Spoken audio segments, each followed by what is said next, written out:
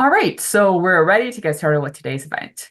For those who are just joining us, my name is Erica Elson. My pronouns are she, her, and I'm joining you today from the unceded land of the Serrano people in Crestline, California. I'm so excited to introduce our special guests today. Carla Gutierrez is an Emmy and Eddie-nominated documentary filmmaker. Her directorial debut, Frida, is currently streaming on Prime Video, premiered at Sundance in 2024, where it won the prestigious Jonathan Oppenheim Award for Best Editing. Her work as an editor includes the Oscar-nominated films RBG and La Corona, as well as Julia and Pray Away. Her work has received awards at Sundance, Tribeca, Berlinale, Outfest, and many more. Carla has also been a creative advisor for the Sundance Edit Lab and a mentor for the Firelight Producers Lab, the Karen Schmier Diversity Program, and the Tribeca Film Fellows Program. She's a member of the Academy of Motion Pictures and the American Cinema Editors, and she also has a master's in documentary film from Stanford University. Our next guest, David Teague, is an Emmy-winning documentary film editor and writer. His work as an editor includes the Oscar-nominated and Emmy-winning Life Animated, the Oscar-nominated and Emmy-winning Cutie and the Boxer, and the Oscar-winning Freeheld. He wrote and produced Stamp from the Beginning and was nominated for a WGA award for his work on the film. He was a supervising editor for the Sundance-winning Frida and the Emmy-nominated Pretty Baby Brooke Shields, for which he received a Cinema Eye Editing Award. As a consulting editor, he worked on films like Knock Down the House, Crip Camp, and Camera Person, and he wrote the fiction film Cassandra, which premiered at Sundance in 2023. David has also served as an editing mentor with programs like IFP Gotham, Firelight, Tribeca, Barn Girls Rock Mafia, and the Sundance Institute. Hello, David. Hello, Carla. Thank you so much for being here today. Hi, thank you for having us. Hello, thanks for having us. Absolutely. Well, I'm excited. There's so much to talk about, so I think let's dive right in. My Great. first question for you is, the film has such a beautiful and distinct look, and style. How did you decide on that and the way to tell the story? I think that the concepts came, from the very beginning as we were developing the vision for the film. It was the film really kind of like it was motivated by the fact that like I had seen that there was enough material that Frida Kahlo had left as, her testimony of her own life in letters in her diaries, that she could tell most of her story. I was actually surprised through the making of the film that she could tell all of her story, really. Like she kind of like took over the mic and would not let it go. Um, but it was because of that vision that we wanted to see everything through her eyes, that we really wanted this to be intimate and just like, discover the world through her and her voice, that we really decided to lean on, archival, but treat it in a way where you could really be kind of holding her hand, walking through this universe that inspired her. And then we wanted to get even closer to her heart and her mind. And for us, really, her paintings were, another, you know, uh, another kind of like voice that she put out there that we actually are really lucky to live with now. So we wanted to use the paintings as part of her voice, part of her narrative, and the idea from the very beginning was like, how do we get the audience to actually like jump in and dive into this pool of emotions that even into her heart, right? Even if it's bloody. And the paintings really provided us for that opportunity. So we wanted to explore the idea of animating it so that the audience could actually swim in that pool of emotions and feel as close to her as we possibly, could take them to. And with each film, it's like there are some things that you start with at the beginning and they really last through the whole film. And then there are other things where, in the process, you throw out the window things you started with. And one thing that was amazing about Frida is, Carla's very, very first initial vision of having it just be from Frida's voice and not doing interviews, not bringing in contemporary voices, not even bringing contemporary understandings of Frida Kahlo, which, that could be a whole other film and it could be a great film. But Carla had this amazing vision that was going to be from her perspective. And so that from the beginning to the end was this really strong directive that also was like the wonderful creative challenge and limitation to what we had to work with. So that was one of the most exciting things for me, I think, coming in as supervising editor was like, okay, we know we're really sticking with this incredible vision. How do we make that work? Because we can have somebody come in and interview and explain something or give context. So how do we make that work story-wise? Yeah, it sounds challenging for sure. And I'm curious in terms of the actual process of pairing Frida's images with her words. Like, did you have a script to start from and then you brought in the images, or did you start with the images and write the VO to that? Or like, how did it actually work? I think we tried a lot of different ways, and I mean, I think the film came together because we tried so many different ways. But I really want to emphasize that storytelling doesn't necessarily only happen on paper or only happens on the timeline for documentaries. It's really in the conversations with your collaborators that you're figuring out, you're really familiar with the material, but you're figuring out the narrative arc and the impetus and the motivation of your character. So the story starts like forming there in those conversations. What is this film about? What is the voice that we, how do we understand Frida, who she was, after reading all of her writings? Like what are the things about her personality that we really wanted to show in the film in a very strong way?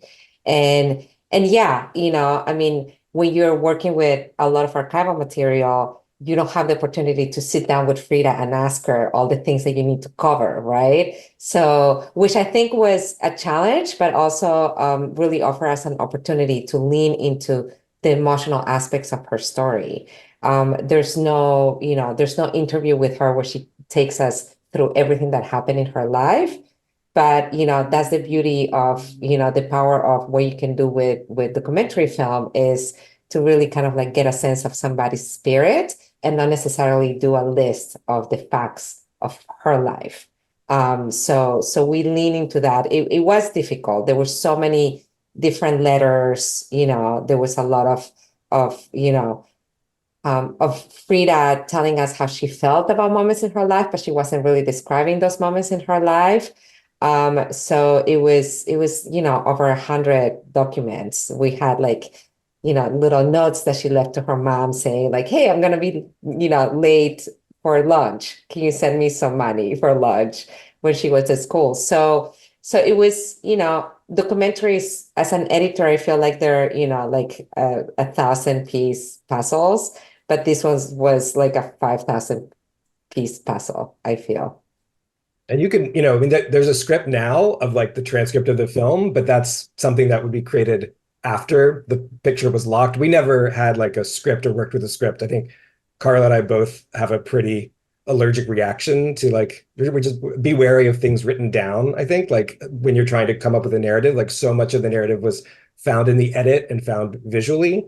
And so there was, yeah, we never worked from a script or sort of did paper edits. What we did do was take these, all these incredible primary source materials and almost kind of work with them poetically. And we also didn't figure it out the whole film at once. We actually worked in chunks. So and we would sort of tag team so that part of the team could be ahead of Carla while she was really like doing a rough cut. For example, there was one point where Act One was in pretty good shape. Carla was working on a rough cut of two. There was no three. There was no three at all. And but we knew all of the primary source materials that covered that time period. So while Carla was editing two, I was going through three, which was about like, 100 pages of stuff, finding a couple pages worth of that, sending that to the assistant editor who then strung that out and started to put that together and then put images to it so that by the time Carla finished two, she could jump to three. And there was this, template of things. And then, of course, that all got messed around and jumbled around, and we totally blew that up and started the sort of the process, back and forth all over again. So it was very much like organic and always learning from watching the cuts, never trying to figure out too much in our heads in advance.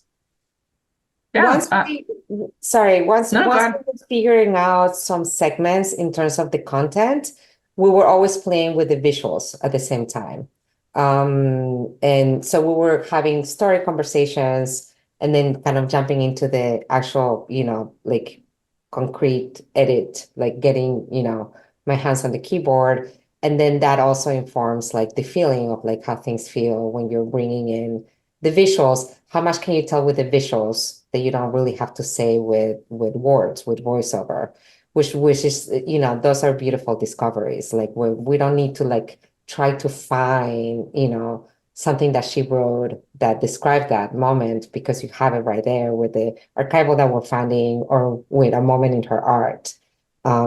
So yeah, so it's a very like, we were like coming out, looking at the big picture, having, these big conversations, and then going in and playing with with the very specific visuals and phrases from a lot of different places. So I know you had a very extensive research process for this film. Can you tell us how you got access to so many great, unique archival materials? Um, it's, I'm gonna keep saying this over and over again, but it's really like leaning on your collaborators. Like I think that, as a director, this is my directorial debut. I think the best decisions I made was to know who is incredibly talented, who I really want to work with, and convince them to come and work on this film. But we just had an amazing production team, led by Katia Mawire, who was involved from the very beginning in like the thinking of the vision.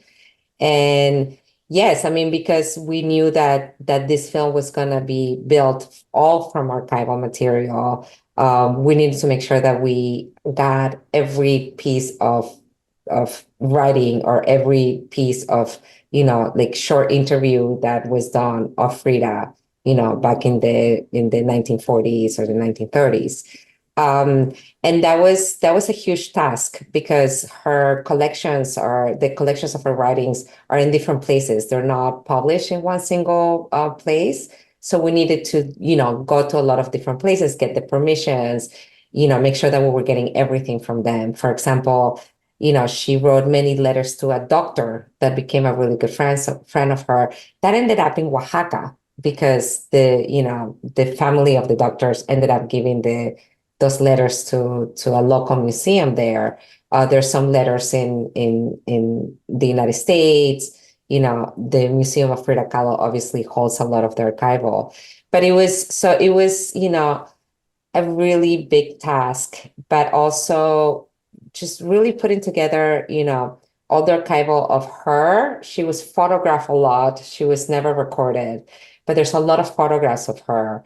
And we just, found everything. There had been pictures that I've never seen. We went over books and books and books to make sure that we weren't missing any photographs.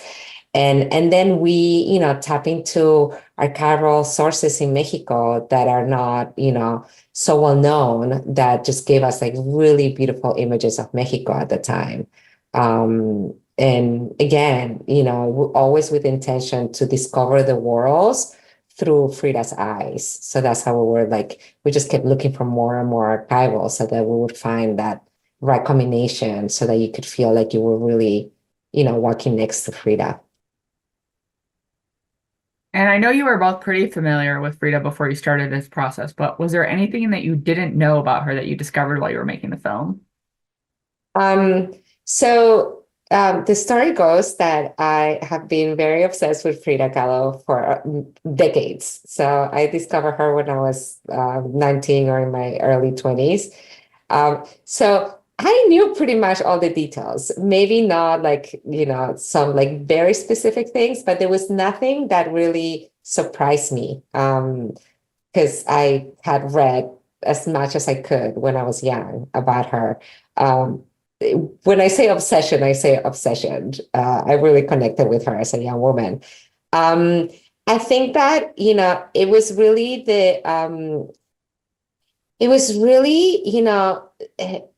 being able to read her words completely, because a lot of the books that I had read only had fragments of her writings.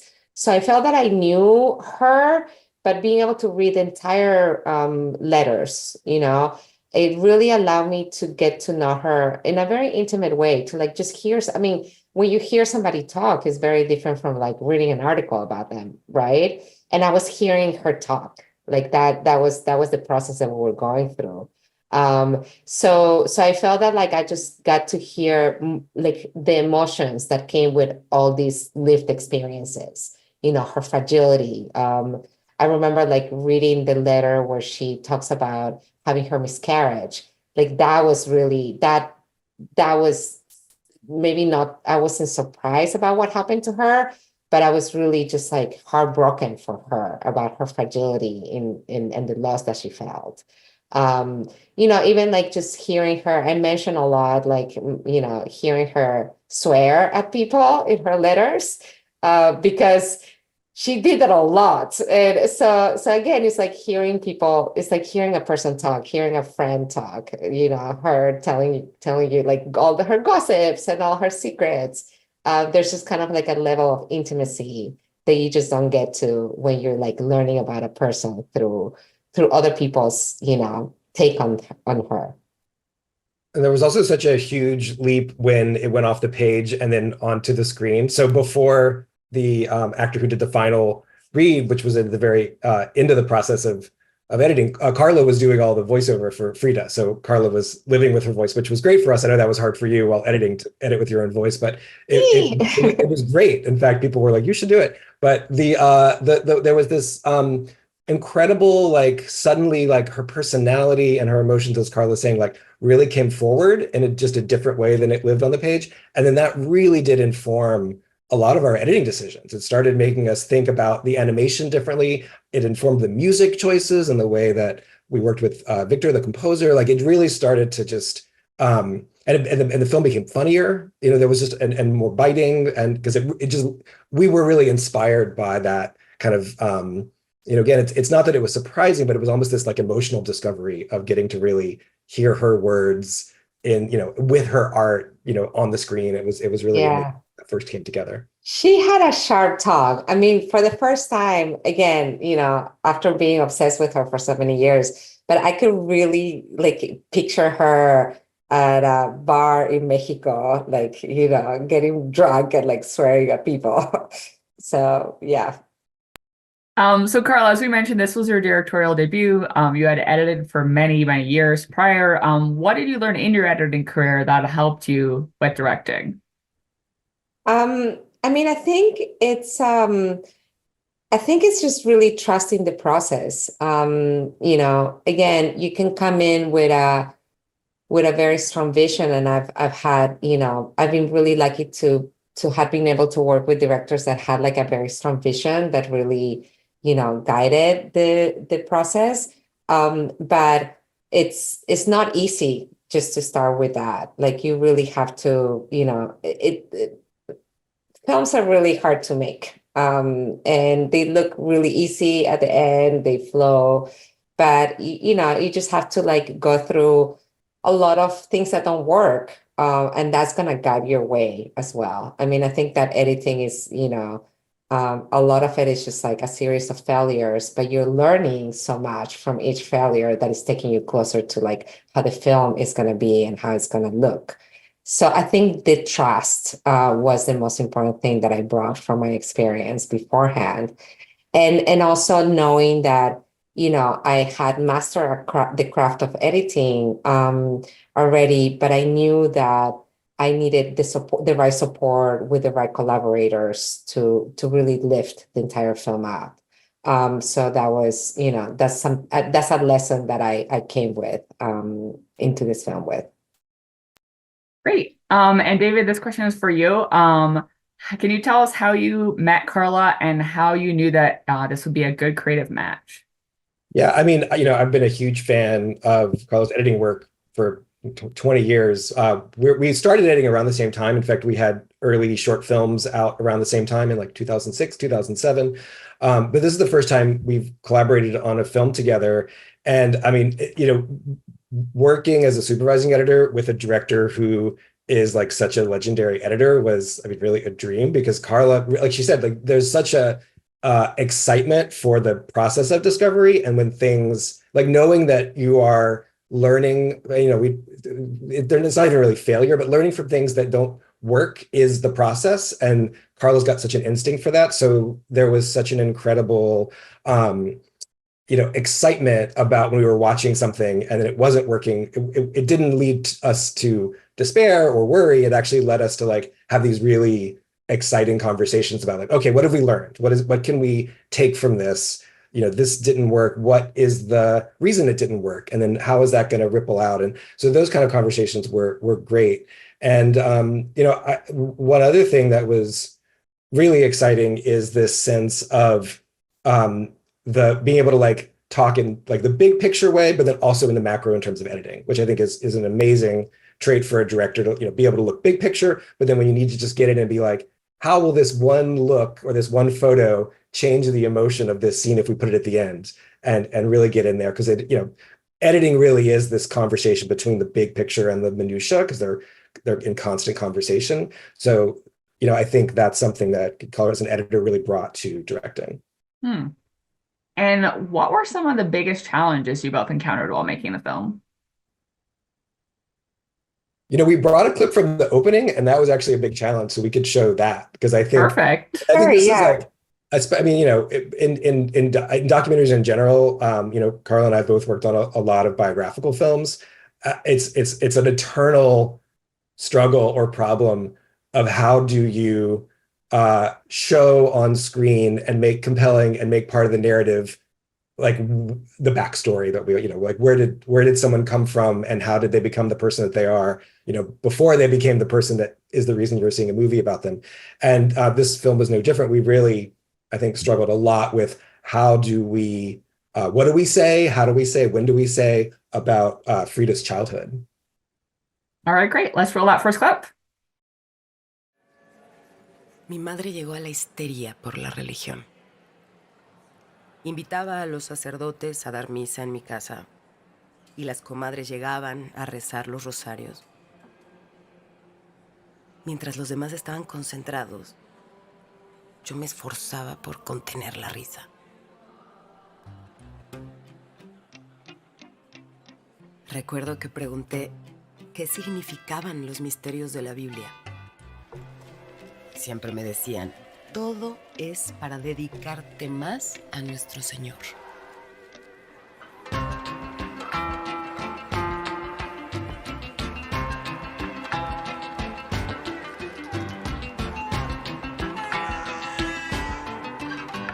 Pero yo seguía molestando al sacerdote con muchas preguntas. ¿Cómo había nacido Cristo?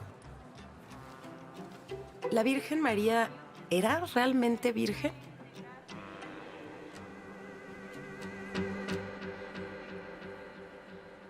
Y me corrieron porque le arruiné la historia a los otros niños.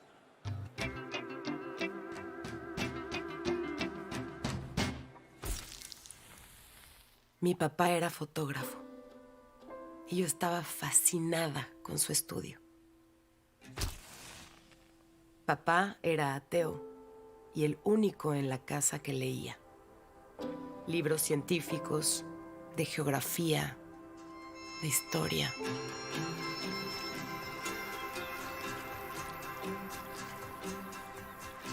Yo acompañaba a mi padre a todas partes. Él pintaba pequeños paisajes junto al río, con acuarelas y óleos.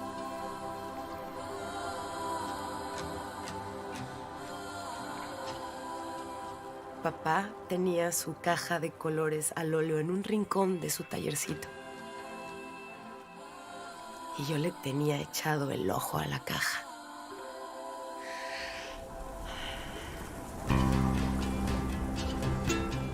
Verde.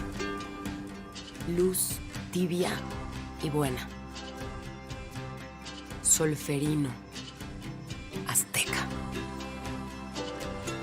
Tlapali. Vieja sangre de tuna. Café. Color del mole. Tierra. Amarillo. Parte del sol y de la alegría.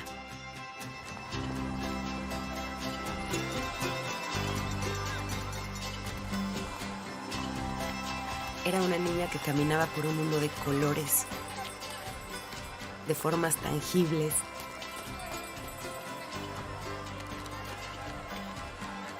Todo era misterioso y ocultaba algo.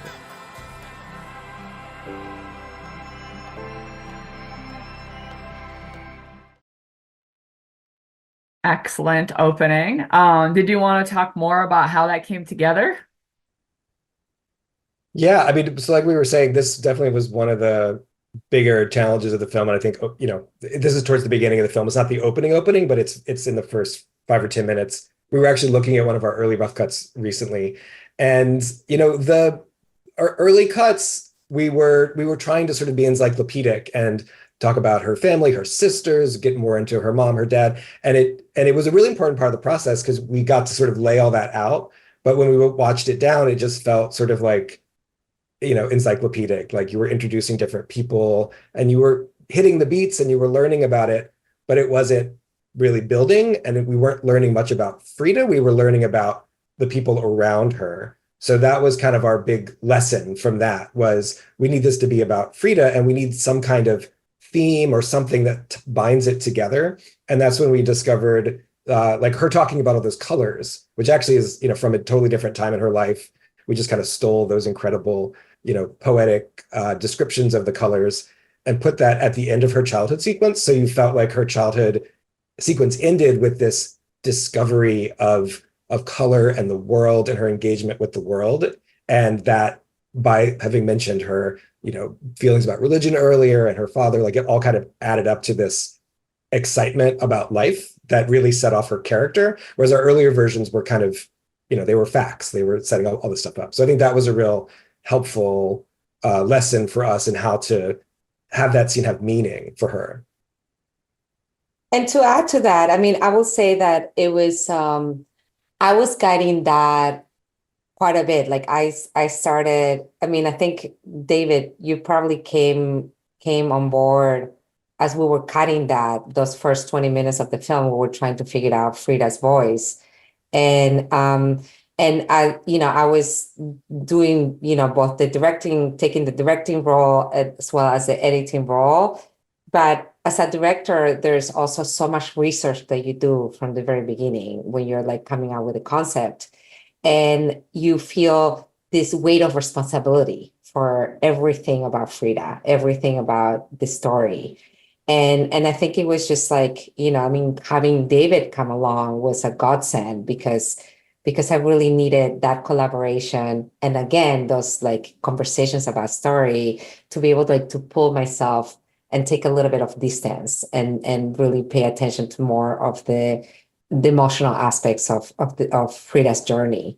And it was, I remember a beautiful moment because we were watching this, you know, older segment that felt very didactic, like just explaining like what had happened to her. I was really trying really hard to figure out a way to present how Frida had been influenced by her father, that had been like a really important figure in her life that really encouraged her curiosity. But it was one line that I had edited much later in the film where she says, you know, I saw the world in color when I was little. And I remember David, you know, like bringing that up and say, you know, that really sounds to me as, you know, her spirit when she was little. Like, why not play with it throughout the childhood? And that was like, you know, kind of like the trigger that like made us, you know, really experiment with her childhood and really like hold on to that curious spirit and the way that she interacted with the world that really set up this woman for us, instead of like just hearing, you know, how many sisters she had, that like, you know, she was half Mexican, half German, you know, again, the facts of her instead of like, who is she really? So yeah, I remember that session that we had with David. It was really, you know, it's just like, whoa, like things are happening. Okay, let me get back to the edit.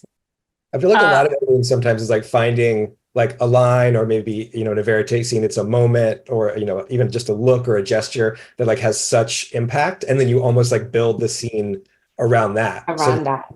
Yeah, exactly. And so you're oftentimes like really looking for what is that moment that is so emotional that gives you something that other moments don't. And then often, you know, so a lot of times it's putting it at the end of the scene and then reworking the whole scene so it builds towards that, and then give people a breath afterwards to take it in, which we tried to do with this musical moment. It doesn't just go right to the next scene. You actually have a little bit of time just to like sit with something, because otherwise, you know, you move on quickly. People don't have time to to really let things settle. So a lot of times it's literally like settling time. Hmm. So in terms of the editing process, I know Carla, Spanish is your native language, but David, I don't believe you speak Spanish. And I think you've both edited films in multiple languages. Is that challenging? And how do you work with multiple languages in the same film, especially if you don't speak one of them?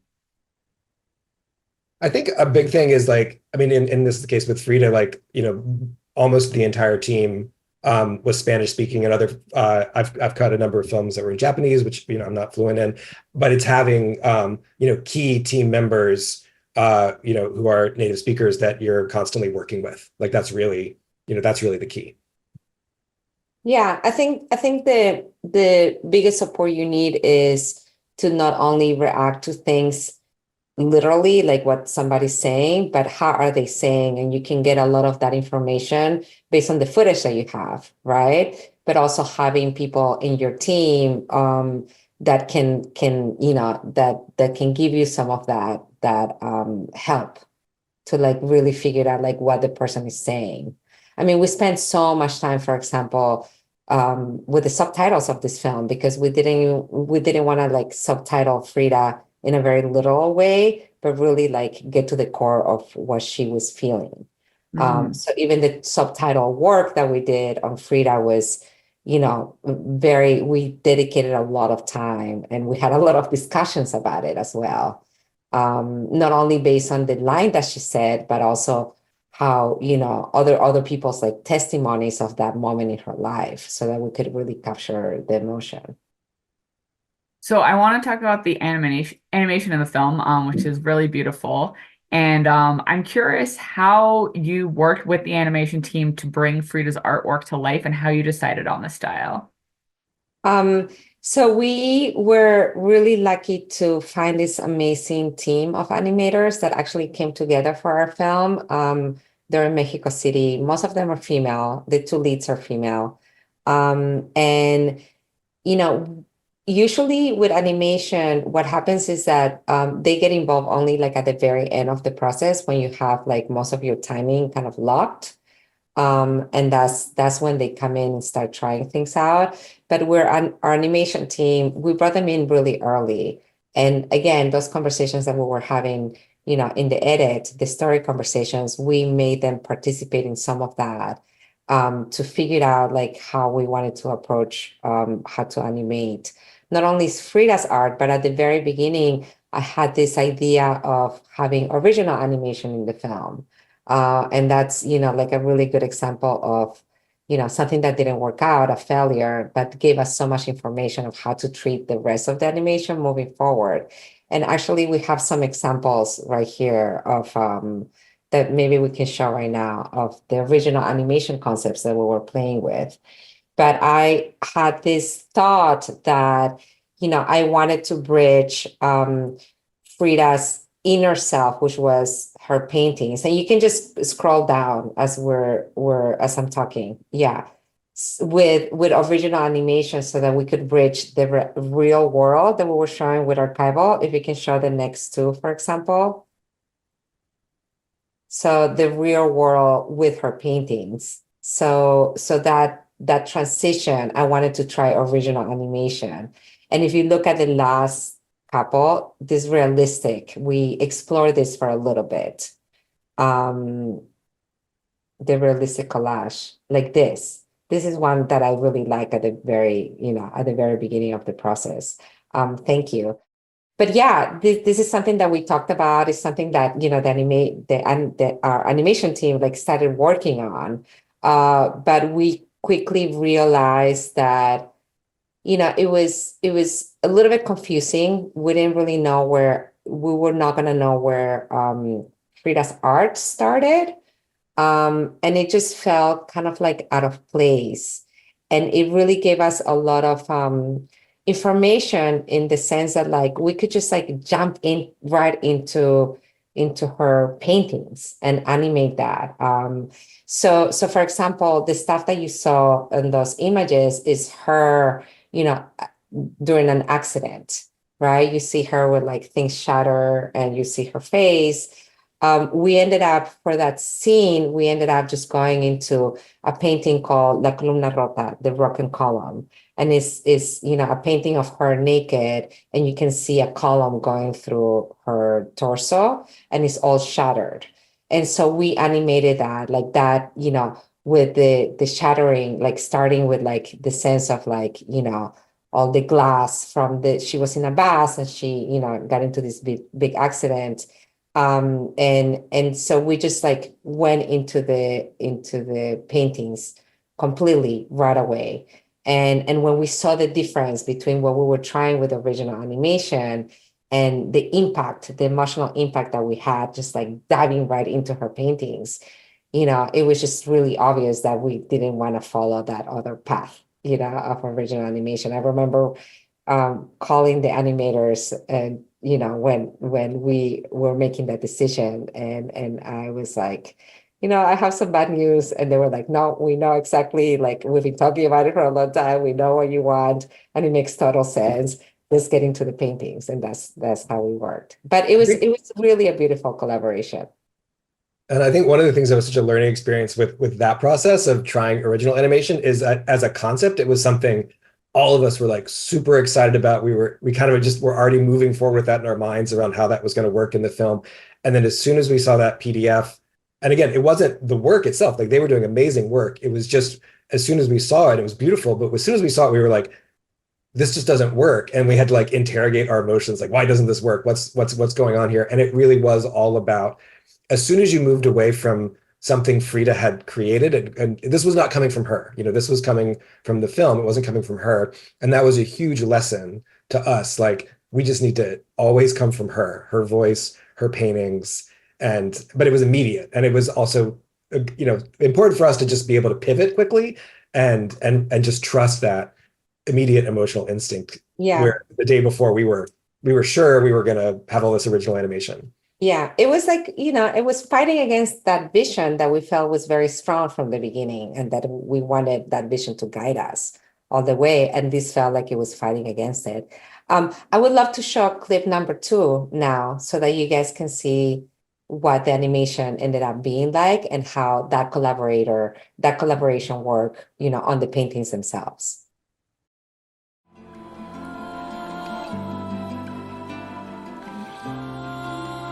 Me pinto a mí misma porque soy lo que mejor conozco.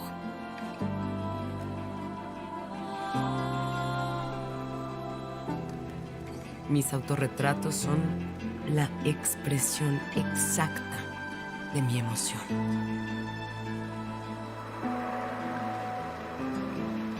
Me dijeron que no debería pintar siempre tantas cosas tristes, pero yo pintaré lo que me dé la gana, aunque las pinturas no se vendan.